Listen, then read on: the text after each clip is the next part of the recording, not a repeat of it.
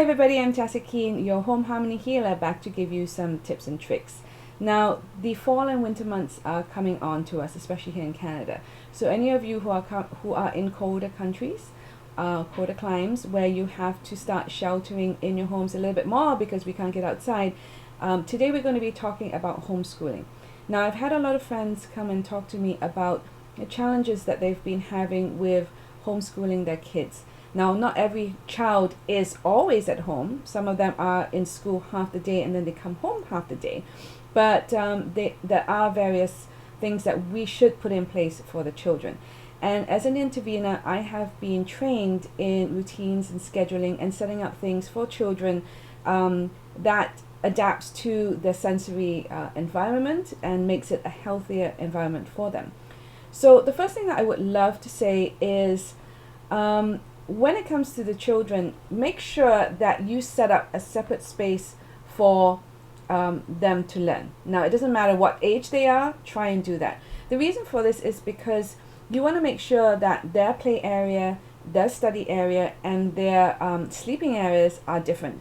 That your brains are trained according to a specific routine. So if you're going to be in a specific place for sleeping, your brain is not going to want to study. Same thing with playing, you're going to be distracted. It's crucial for you to try and set up a routine and a schedule for your child, no matter what the age is, that is similar to what they used to have in a school environment, because you had structure and routine. So let's talk about the younger kids first. If you have a younger child that's not a teenager, I would suggest that having the child as close as possible to you. Now, I know a lot of you may be using your dining tables. Some of you may be having an actual work office. So try and have your child as close to you. So if you're working in the work office, have a table or use the same table in your work office, and your home office, sorry. And if you are at a dining table, do exactly the same thing. You want to make sure that you keep an eye on the child. You don't want your child running off and doing something else. You're trying to make them sit down and focus on what they need to do. And what you could do is create like colorful folders for them. Make sure that their pens, their crayons, and things like that are near enough to you so that everything is within hand's reach. So they don't have to run off, get distracted, and come back. Now, this is very different from taking little short breaks. I'm talking about the time that you have scheduled for them to be doing something pertaining to learning. For the teenagers, you want to make sure that you ask them where they want to study. Now, teenagers are all about respect. And when they feel that an adult is trying to control them, there's always the rebellion that comes into place. Now, think about this. A teenager always wants to stay in the bedroom. They want to hide out in the bedroom and do something. So unless it's an environment in your home where you have multi-age children and everybody's making a lot of noise and distracting each other, I would try and encourage your teenager to be outside in a more open space. However, if this is distracting them, then yes, you can set them up in their bedroom. Now, I want you to understand, because all of us, even us as adults, we are going through the feeling of isolation and depression. And for the younger children, and for all our children, especially the teenagers, this is a huge thing. You want to make sure that you look after their mental health and their emotional health along with their physical health.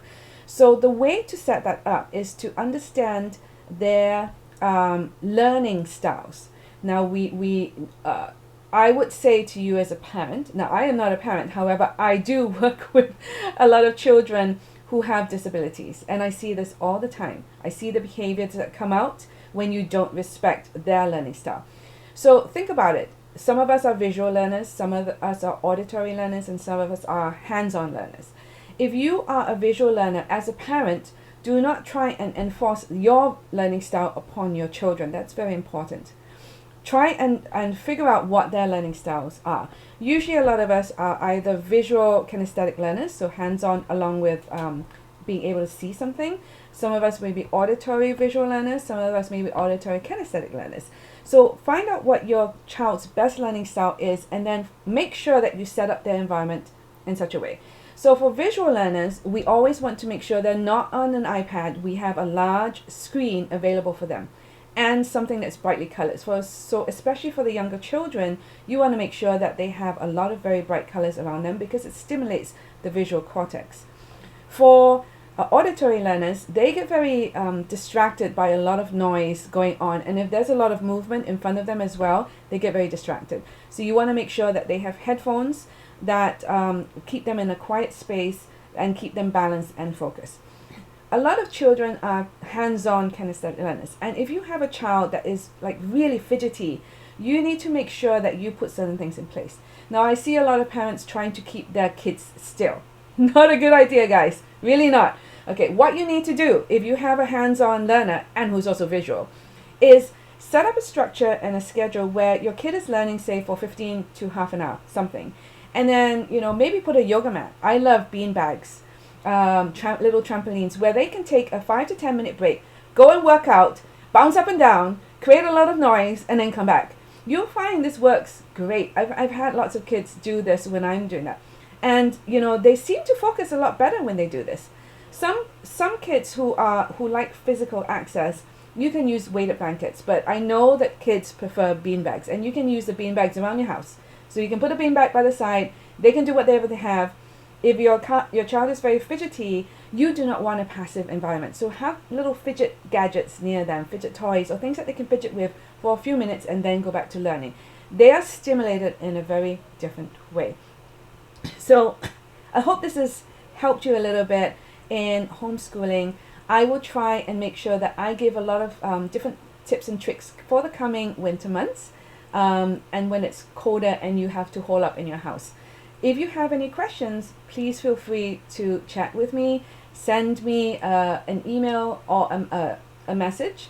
My email is Tasia, Tasia, @lovelighthomedesign.com.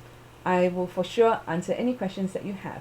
But for now, take care, and I'll see you soon.